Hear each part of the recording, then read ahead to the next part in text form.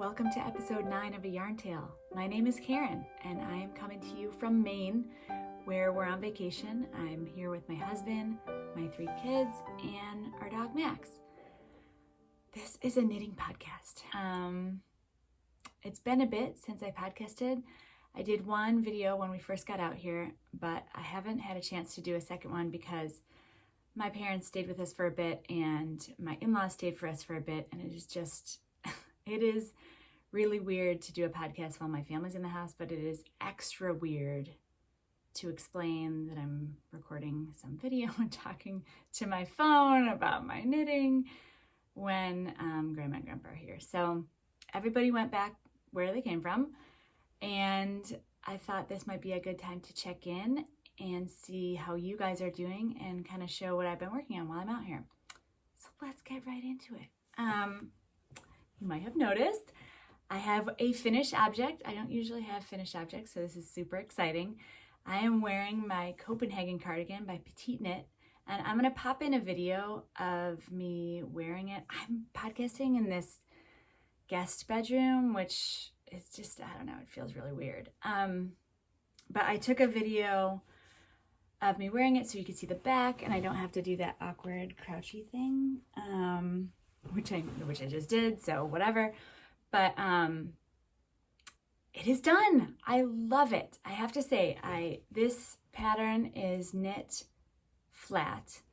It has raglan increases and it's top down, so it's completely seamless, which is great. And it actually it went really well. It's mostly stockinette, so there's a little bit of ribbing at the top, and then you knit a kind of a faux button band as you go. You do a couple of stitches of ribbing down the sides where the button band would be, so you don't have to do any sort of finishing at the end for that, which I really appreciate. And you knit in these pockets, which I talked a little bit about last time. I can't pull it out because I tacked them in the back, but I think that worked out really well.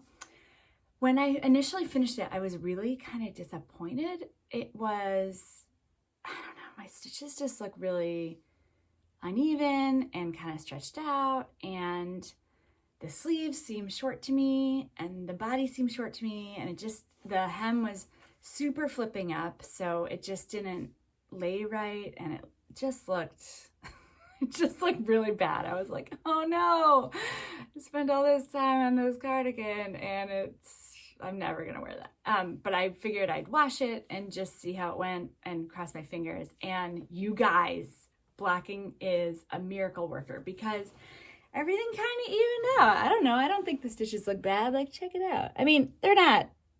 I'm not gonna like submit this for some random. Do they still do that? Like fairs and knitting contests and stuff. Whatever. We're not doing any of that. This is not gonna win any awards, but it's definitely wearable. The hem completely straightened out, and I didn't even do any fancy like blocking mats or T-pins or any of that. I didn't stretch it out. I don't have any of that stuff here. So I just wet blocked it with some wool wash and laid it out flat on the porch. And it worked. It worked. So I really like it. The sleeves are short, but I kind of just knit them to pattern, and I like it because I've worn it quite a bit since I blocked it, and it just keeps the cuffs out of the way. And it looks intentional, which is my main goal. I just don't want to look like I've messed it up. So I love it. I love it. In fact, I'm not going to do it anytime soon because there's 1,000 other things to make, but it's not out of the question that I would make this again and kind of make it, I think if you put some Selena in there, or if you made it in a darker color, it could and even like cropped it even more, it could be, and left the pockets out. And basically, if you changed it entirely, it could be kind of dressy. I don't know. I feel like I could throw this on over a dress or a skirt or something and wear it out. So I love that. I mean, this is, I made this out of Issachar spinny, which is 100% wool in a lace weight, and held double with Issachar alpaca 2, which is kind of, I looked it up. It's it's technically a lace weight, but it's kind of more of a light fingering, like right on the line there. And I held them double, and it makes kind of a DK weight, which means it knit up pretty quick. I'm not a fast knitter, and I was able to get through it without wanting to tear my hair out. So that was great. One of the things I really didn't like pre-blocking was you knit these pockets. It's just kind of a flap of stockinette, and then you tuck them in and tack them. Oh, good video. You tack them to the back. And before I blocked it, I was like, oh, you can super see it. I mean, you can totally see it, right? But before I blocked it, it just looked really, it did not look good. And I could see a lot of people in the notes left the pockets out because they felt it made it too bulky, or they didn't like the look of it. I kept the pockets in because I wanted to see if I could knit pockets. I'd never tried to do that. And I really like it. I'm glad I left them in. And you can still see it, but it makes it more casual, I think. Like, it's just not so fussy. So if I made it again and I was trying to make it more of a dressy piece, I probably would leave the pockets out. Because, I mean, I'm not going to use those pockets for anything, I don't think. I mean, my phone fits in, but it's not deep enough to really stay in. And I'd for sure break it. So I'm not going to, they're more of a design feature than a functional aspect of the sweater. Okay, so like I said, I'm on vacation. We rented a place for 5 weeks out in Maine while my son went to summer camp out here. And so I packed a bunch of projects. There was a video a couple weeks back where I went through everything that I brought.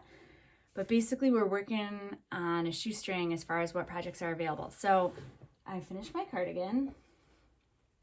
I was working on a stripy sock in the car. This is Nomadic yarns, self-striping yarn in the colorway Old Friend, and I used Movers and Makers Wicker Park sock in the colorway Dollhouse for my heels, toes, and cuffs. And this is done. I just need to do a few more rows of ribbing at the top. I think I've counted how many rows of ribbing I did on the first sock, because I of course didn't bring the first sock, because why would I bring that? But I have a pretty good picture of it on my phone, and I think I only did 12 rounds of ribbing. So I just have a few more to do, and then I can bind off. And I think I did an afterthought heel on my first sock, and I like that. I'm gonna do it for the second sock, so they match, but I think I'm gonna do it when I get home, because I left my snips at home. I don't know, I did a whole video about everything I packed, and I was like, and I'm bringing these. And then somehow they didn't make it in the bag. So I think I'm gonna do my afterthought heel when I get home. But these are basically done, which is great. I knit them on US size 1, that's 2.25 millimeter. And I believe they're 60 stitches. They're toe up, which is my first pair of toe up socks. And I have to say, I'm not a huge fan. I'm gonna try it again and try it where I do the heel as I go, and I just do a better job at the fit, because I ended up ripping these out after I knit, after I turned the heel on the first sock, because the foot was enormous. I don't know, I wasn't paying attention when I knit it. I just followed the pattern, and then I have really small feet. I'm a size 6, or actually more of a 5.5, so that is totally my fault. I think I'd like to try it again where I actually pay attention to how long my foot is, and maybe I'll become a fan of toe up. But I don't know. Anyway, so I got these going on, which means, you guys, I'm almost out of projects. So I brought my cardigan, I brought my sock, and I brought my Schneeflocken, where did it go? Okay, so I'm working on the Schneeflocken pullover by Sarah Solomon of Into the Wool, and I've talked about this a lot, like ad nauseum, in previous videos, but I'm gonna talk about it again because this is my final project that I brought. I finished both sleeves. There is ribbing at the bottom, kind of a decent sized cuff, and then a smallish colorwork chart and then just a whole bunch of stockinette with some increases as you go up. And then at the top, you put your underarm sleeves on waist yarn. Where'd they go? Here. Just, there's like a few. And then you put the rest of it on separate waist yarn. And theoretically, at some point, I will be able to join them all together once I've knit the body. So I did both sleeves. And this, for my second sleeve, I used a larger needle size for the colorwork chart because I didn't like how it was pulling in on the first one. So I did a US size 2 needle for the cuff, for the ribbing. And then I did a 3 for the stockinette part. And then for my first sleeve, I did a 3 for the colorwork chart. But for my second sleeve, I went up to a size 4, which is the second sleeve? Let's see. This one. Okay.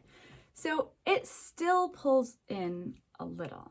I mean, like if you're looking at it, I see it, right? It's got a little bit of a figure. But it's not bad. I mean, I'm not good at color work. This is kind of my first big project. So I don't know. I mean, it's a sleeve. Here, I'll take this off. Like if it's, I don't think I'm going to spend the whole time I'm wearing it, stressing that it pulls in a little. I think you guys, since I did that blocking miracle with my Copenhagen cardigan, I'm thinking like, maybe it'll block out. It could. I'm going to stretch it. I'm going to get it to block out. Maybe. Okay, but here's the real problem with these sleeves, and there is a problem. Okay, so this is my first sleeve. I did a gauge swatch. I did a real gauge swatch. In fact, I did several gauge swatches for the sweater because I am not confident with color work, so I wanted to make sure I got it right. So this is my first sleeve. And you guys, this is my second sleeve. Okay, but so I'm putting my first sleeve in front and my second sleeve in the back. Check it out. Look at how much fatter that is. I mean, that's a little bit of an exaggeration, but like they're lined up. Look at it. Oh my God, what happened? I don't know. I finished the sleeve and I put them next to each other to measure the length. And I was like, oh, what happened? So I checked my needles. Like, did I not change from the 4 to the 3 for the stockinette? Like, no, this is the same needle. And I did not knit them that far apart. It was maybe like 3 weeks. I don't know. Am I super relaxed on vacation and I have like vacation knitting gauge? I think maybe I just calmed down about the project. When I started knitting this, I had in my head like, this is going to be really hard for you because you've never knit colorwork before, and you got to pay attention and don't mess it up. So I think I was just being really careful. Or I also was really worried because I'm knitting this with Brooklyn Tweed Loft, which is their fingering weight in the colorway Pumpernickel and Fossil. And the yarn, I mean, I talked about it before, but the yarn is beautiful and lovely, but it is like, you can just pull it apart. I mean, you got to really pull on it, but sometimes when I knit, I guess I'm kind of a spaz and I can just pull it too hard and pull it and it breaks.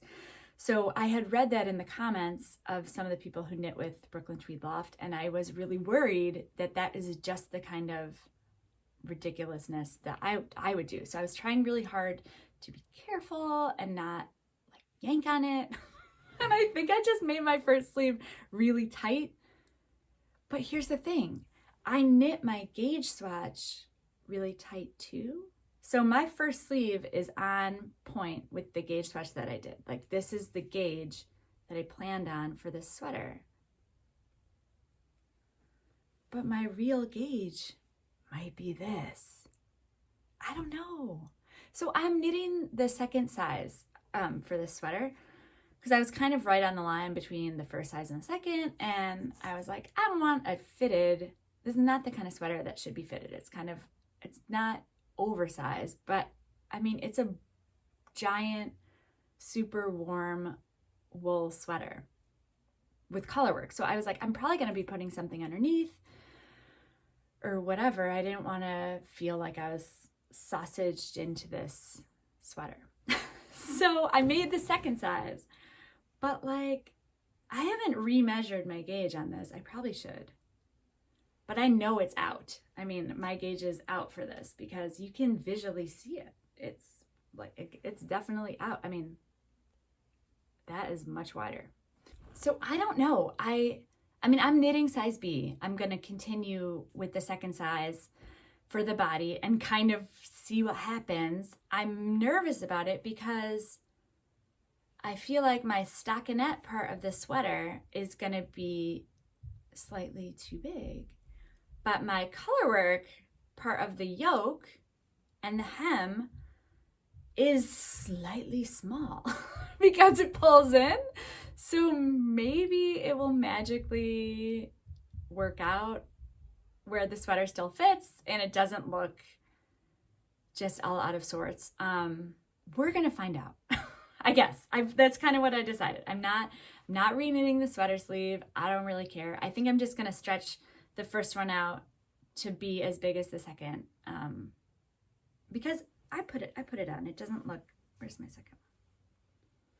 The second one is here. Okay, so when I put it on, like, it's wide, but not horribly so. I mean, for a big sweater, for a big wool sweater, that's a totally fine amount of positive V's, and I'm probably going to be wearing a shirt underneath, so it would be slightly less. So I think I'm just going to end up stretching out the first one to the measurements of the second, and then I do not know what's going to happen with the body of this sweater. I mean, this ribbing, so I don't know if you remember. Oh my gosh, I'm dropping stitches. Okay, hang on. No. The good thing about Brooklyn Tweed Loft is it does not unravel. I mean, I haven't steeked anything, but if I were gonna, this yarn would be a prime candidate because I just dropped like 7 stitches and they just sat there nice and calm. Just chilling out while I picked them up with my needle. So A+ for Brooklyn Tweed Loft. Okay, so when I knit the sleeves, I did not cast on the amount of stitches that the pattern recommended. I went down a little bit because the cuff was enormously wide. And the pattern even says, like, I have you cast on an extra large number of stitches because, and then decrease them so that the cuff doesn't pull in. But you guys, this cuff doesn't pull in. I mean, maybe a little, well, actually, maybe a little. Okay, cool. Because it's the same thing with the body, right? The pattern has you cast on, oh my God, I got like tons of yarn here. So it has you cast on an enormously large number of stitches, and then decrease them after the ribbing so that the hem doesn't pull in. So I did not feel confident that I would be able to figure out how much to decrease that amount, just winging it on my own. So I'm just going to stick to the pattern. And so this seems so big to me. Like, I can step in it and there's like a lot of ease, which makes me nervous. But I'm just doing it. The size A is not that much fewer stitches. So either way, I'm going to be casting on a lot of stitches. I think it was like 200 and or more than like 250 stitches for my size. And I don't know. You guys, I don't know. I'm really worried about it. But there's not much I can do now. I'm just gonna do what the pattern says and we'll see what happens. And if it is a huge debacle and I end up with spending months and months on this sweater that is the size of an adult man, then like some guy's gonna get a really sort of feminine looking turtleneck yoke sweater. I don't know. Maybe I'll wear it as like a house coat. But I think it's gonna work out, right? I could always try to, well, I think it's gonna work out. Here's my other thing with this project, looking at the ribbing, it reminded me. So I had to cast on more than 250 stitches and it's just a long tail cast on. And I had to cast on twice because I got to like stitch number 200 the first time I did it, and my tail was like only that long. So I'm like, oh no, I didn't do enough. I don't have a good way to measure how long your tail is supposed to be for however many stitches you have. And I looked up on YouTube, and it was like you could wrap it around, but it didn't seem, so I tried to do that, but it didn't work. I didn't do enough. So I basically just, the second I pulled out the cast on and started over, and the second time I just left like the world's longest tail for my long tail cast on. I mean, it was like an extra long tail cast on. And then afterwards I just trimmed it. Where is it? Where are you, tail? I just trimmed it, I just ripped it because this yarn rips, so that it was a regular size when I was all done. So if anyone knows of a good, reliable way to figure out how long of a tail to leave when you're doing your long tail cast on, put it in the comments, because I for sure do not know how to do that. I ran into the same problem the last sweater I knit. Anytime I have to cast on a large number of stitches, I'm just like, I don't know. I know kind of how long. I just measure on my arm if I'm doing like a hat or even the collar of a sweater, but this was a longer cast on than I've done for kind of any other project, because I don't usually knit bottom up. I think the only other bottom up garment I knit was for my daughter, and she's a 6. So that was a little bit easier to gauge. This, I didn't do a great job, but second time's the charm. So this is plugging along. Hopefully I can get through the ribbing by the time it's time to go home. We're leaving in about a week, a little bit less than a week. And I do not want to do 1x1 rib in the car. I do not want to do 1x1 rib ever, but it is a necessary evil sometimes because it makes such a pretty hem. So I'm going to try to power through. This was one day's work. So that makes me very sad because that means I have many more days before I get a big enough cuff. I mean, I need like this. And then I have a huge hem color work chart to look forward to, which I have to be in the right mind frame. That is also not good for the car, which makes me nervous because this is my only project. So I have one acquisition that I'm hoping I can turn into some sort of sock for the car. Let me show you that. I went to Knitwit Yarn shop in Portland, and it is beautiful. It's kind of it's one of those yarn shops where everything's kind of crammed in there, which I really like. It's just like, I don't go antiquing or like thrifting and stuff, but I kind of feel like that's part of it, where you're just sort of sorting through a whole bunch of stuff and you never know what you're going to find, and maybe it's going to be great. That's kind of how this yarn shop is. It's like you go in and there's just cubbies everywhere bursting with yarn. So I ended up buying, this is their house yarn.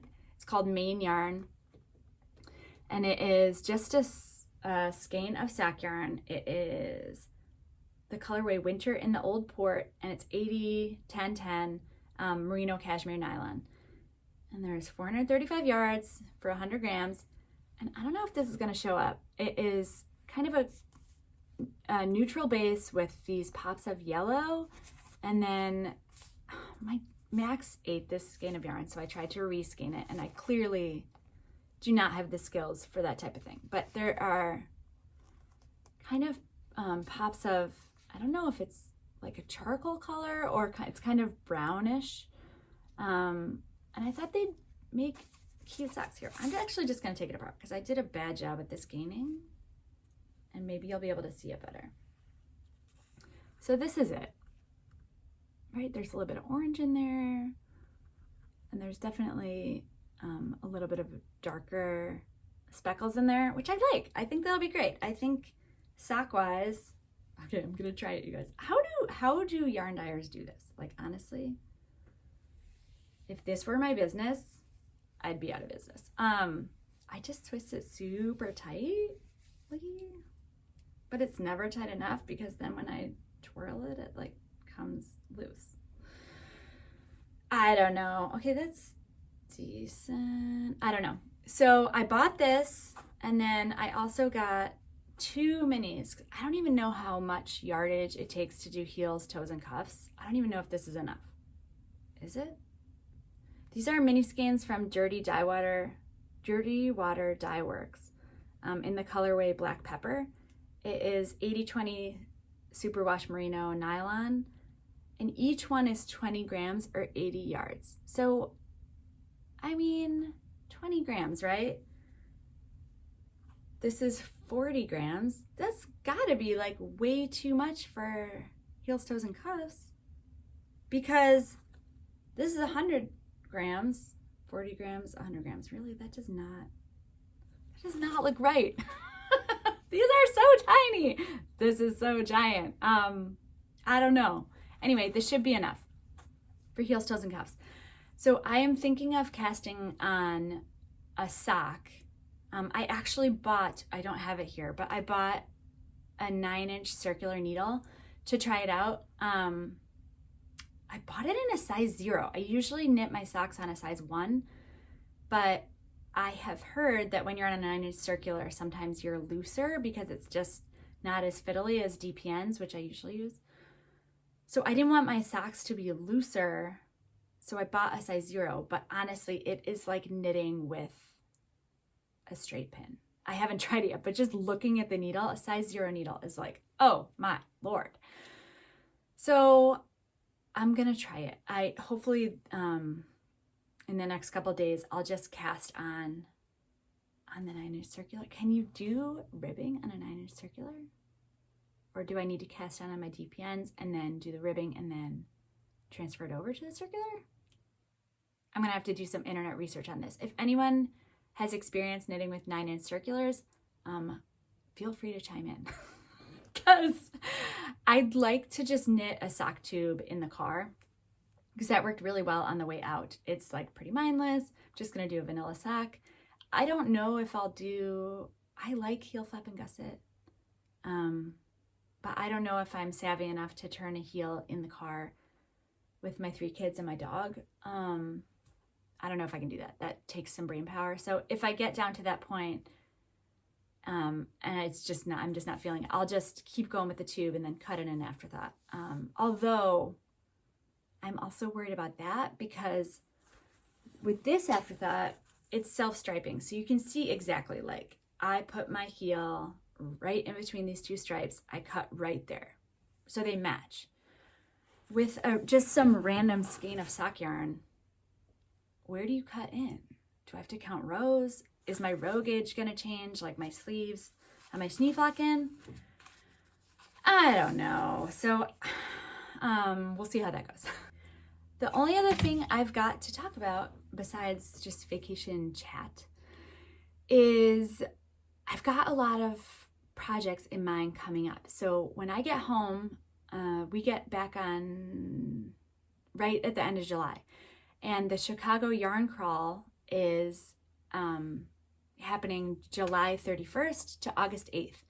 So if you're from Chicago, you probably know, or if you don't, you should get in on this. It is a celebration of local yarn stores in Chicago, and it's every year. So basically what happens is, and if you're not from Chicago, you can still participate because a lot of things are virtual this year. So feel free to hop in. If you go to chicagoyarncrawl.com, you can sign up to enter in for their yarn crawl raffle baskets, where there's like beautiful yarn in there, patterns, notions, all sorts of cool stuff. And they're giving away a whole bunch of them. And then each yarn store has a free pattern, and you can enter to win their raffle baskets from each store. And I think there's going to be like a passport that you can print off, and you can get it stamped, and there's a project bag that you can buy if you're into that kind of thing. So I didn't end up, I know I talked about whether I should buy a sweater's quantity of yarn out here because I really want to make the Balshin by Caitlin Hunter. which is a beautiful batwing pullover with some color work in the yoke. But then I thought, well, I'm definitely going to want to buy yarn for the yarn crawl, and like, let's not go crazy. So I saved my sweater quantity purchase for the yarn crawl, and I'll just look around when I get back and see if there's anything that fits the bill. But aside from the Balshin, there's a bunch of other projects I want to make.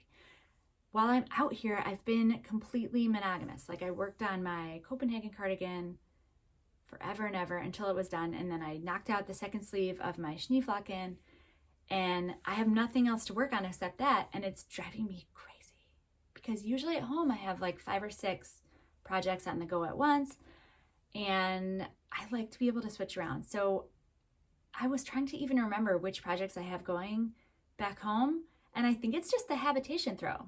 So I've got my Schneeflocken, whatever sock I cast on, and then the habitation throw when I get back. Well, that is not enough. That is not enough. So I'm gonna cast on for some kind of sweater, but I also was thinking maybe I should make a shawl, or maybe I should make another summer tee. I bet I could knock out another summer tee by the end of August, just in time for it to get freezing cold here. But I could do that. So some things I have in mind. I was looking at, okay, so there is a new podcast called Knitting in Mauritius, with this wonderful one named Anna, or Anna. I'm all thrown off because my girls watch Frozen continuously. And so every Anna looks like Anna to me, or maybe then I think maybe it is Anna, but maybe I'm just freaked out because of the Frozen connection. I don't know. I think her name is Anna. She made this most beautiful shawl called, I wrote it down because it is Bananarama, you guys. It is called the Öland Shawl by Trollenwol, which is this Dutch company. It is a triangular shawl with all over color work with all these beautiful motifs and there's like little sheep on there. It is outstanding, and it's enormous. I mean, it's like 3 billion yards of wool.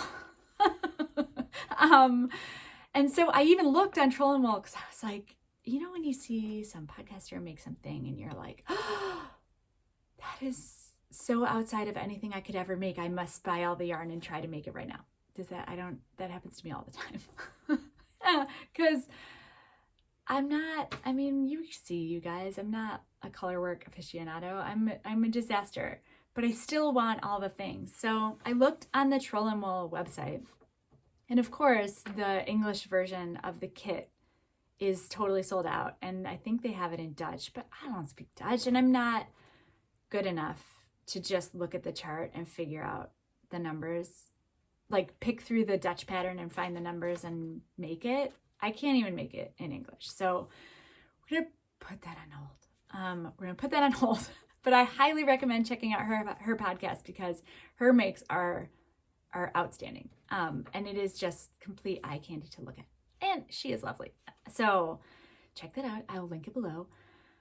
But in the meantime, I thought maybe I could pick some other rustic type shawl that would be more in my ability level. So I was looking at the Humlebi shawl by Fiber Tales. I don't know if you've seen it. It is another triangular shaped shawl with this beautiful bee motif and a little bit of lace, but also a lot of garter. So I think I can do that. That seems attainable. And I like this one because my daughter's name starts with B, and she frequently just goes by B. So we love bees. Actually, my kids are totally freaked out by bees, but I tell her not to worry about it because she's a bee, so they won't get her. The first time she gets stung by a bee, she's going to feel so betrayed by me because I've sold that bee story real hard. But in any case, this bee shawl, Humlebi shawl by Fiber Tales, looks really lovely. It's one color in a rustic yarn, and I think I would wear it quite a bit. And I like the little bees, and I've heard they're not that bad. Because after my magnolia shawl or my magnolia sweater, I'm wary of any kind of textured bobble stitch that, is raised. But the notes on Ravelry seem to say that it's really not that bad. So maybe the Humlebi shawl, or if I was gonna do a summer top. Okay, so I have mixed feelings about summer tops. I knit that EDT by Isabel Kramer, and it turned out I still do think I'm gonna shorten it, but I just haven't done it. I'm gonna work on it. But I'd like to knit a tank, because all these people are knitting like the outline tank by Jessie Maed, of Jessie Maed Designs, or the My Little Secret tank, which is also Jessie Maed. They're so cute. They're like strappy, and some of them are cropped. But I have such mixed feelings about that. So I have kind of the top half of an underdeveloped 12-year-old boy. So when I wear V-necks or tank tops, if they're not really high, like this is a tank top, but it's pretty high in the neckline. And if they're not really high like that, they just fall off. Like I need a lot of negative ease, or I just have to be really careful with the fit, because they just like, there's nothing to go in there. So they slide all over the place, and it just looks really sad. And then I'm like fiddling with it all day, and the straps are falling off, and I just never wear it. So I'm hesitant to knit something that's that shape, because I'm just worried that I'm not gonna like the end result. Except that everyone on earth has knit this, like small sizes, big sizes, like people that look like me, people that have like a regular bust. I don't know. So I'm sort of tempted to try it. I mean, it's a tank top. It's like no yardage. I feel like I could knit it in a week. And if it doesn't work out, who cares? Maybe. There's one other summer top that I was considering, which is kind of a different style. It's sleeveless, and there's some lace in the yoke, and then it's just stockinette in the body. It's called the Crocus top by Lene Tøsti. I don't know. I'm sorry. I'm wrecking your name. I'll pop up a picture here so you can see it. I do think I would wear this a lot. It's more of like a really high neck with no sleeves. I think it would go pretty quickly. There is lace in the yoke, and you know how I feel about lace, but it's just a little bit of lace. It doesn't look that bad. And it's right at the beginning when I'm really motivated with the project. So I think I could get through it, and then by the time I just wanted to stab myself, it would all be the stockinette part. But here's my thing with this pattern. And I wrote it down because I wanna get it right. It was released in 2017, so it's not a new pattern. Not that many people have knit it. I want to say it's like 100 something. But it is not size inclusive at all. I mean, at all. It goes from a 27-inch bust to a 45-inch bust, which, you guys, who is a 27-inch bust? I have no bust, and even I'm like a 30 something. I don't know. I usually end up looking in the centimeters because I know I'm like 80 to 82 centimeters in there. And I think that's like 30 something in inches. So like 27-inch bust, what? I don't know. They said there's supposed to be 1 to 2 inches of negative ease, but if I knit this pattern the size that I am, I would be the 3rd size. And like I said, it only goes up to a 45-inch bust. So I hate to like recommend this pattern because I think really only elves could wear this. Small elves. Male elves, small male elves would have the appropriate bust size for this top. But I think I can squeeze into it with the 3rd size. So maybe? I don't know. It recommended a cotton yarn or some sort of cotton linen blend, and it was a GK weight, but in the project pictures on Ravelry, it looked pretty bulky. So I want something a little bit lighter than that. I don't know. Maybe I could knit it in linen. Now that Lene and I are good friends, maybe I could find something that would drape a little bit more and not be so heavy. So I'm thinking about that one too. I don't know. What are you guys working on? I feel like I'm sick of all my projects. I mean, I'm not sick of the Schneeflocken, but I'm definitely past the shiny new project stage of that. And I really just want to try something new, something interesting, something with like different yarn. So I'm not going to cast on while I'm out here, but in the next video, which will be in a couple of weeks, I fully expect that it will be like I've cast on all the things.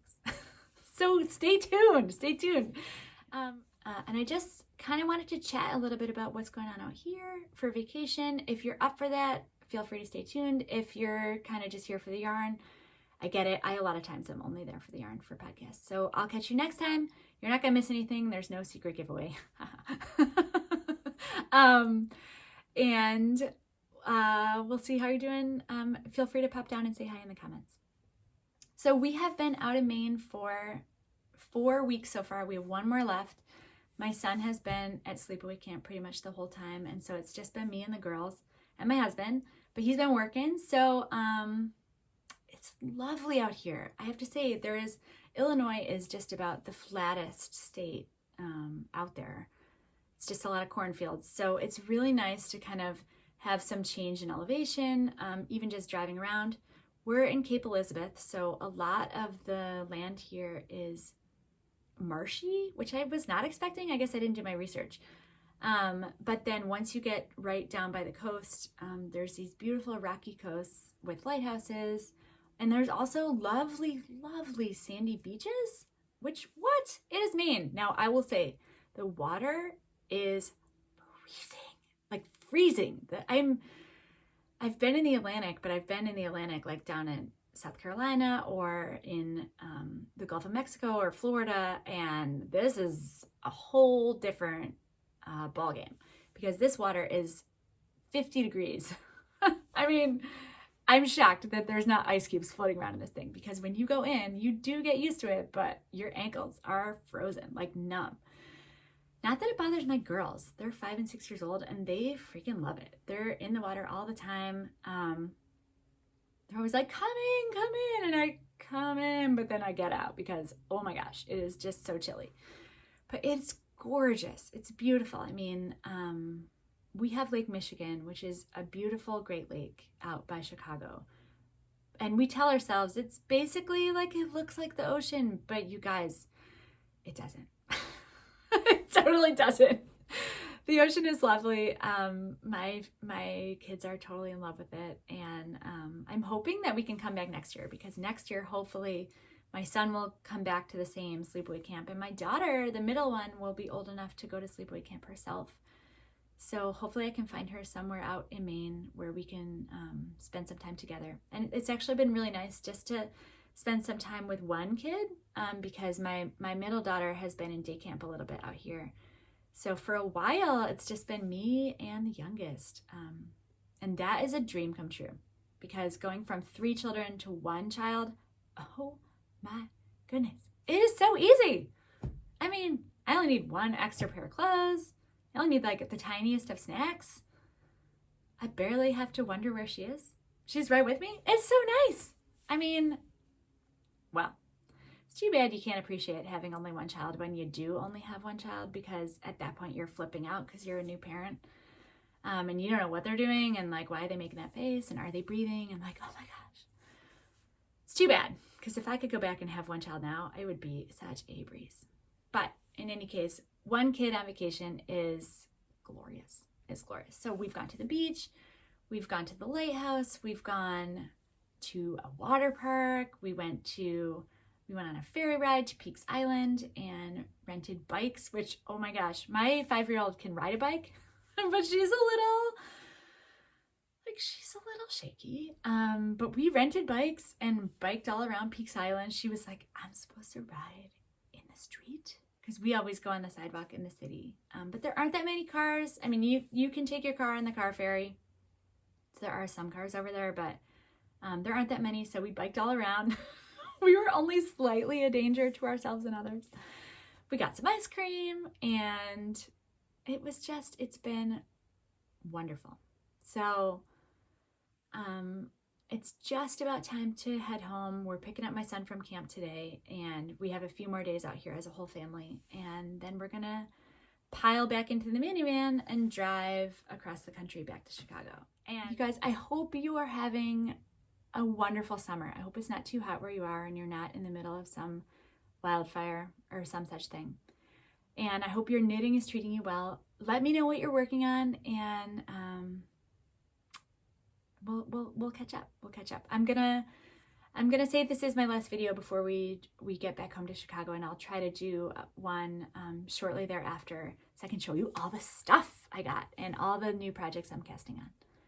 Thank you so much for watching and subscribing. Feel free to like this video or pass it along, or follow me over on Instagram. I am Not Fancy Knitter. That's K-N-O-T Fancy Knitter over on Instagram, and I do post some stuff over there.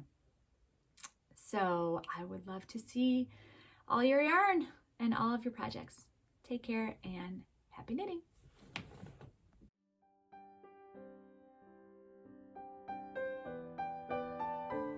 Sock yarn, get out of there. Oh my gosh. Okay, I don't know what's going on with it. Ignore the green sock yarn.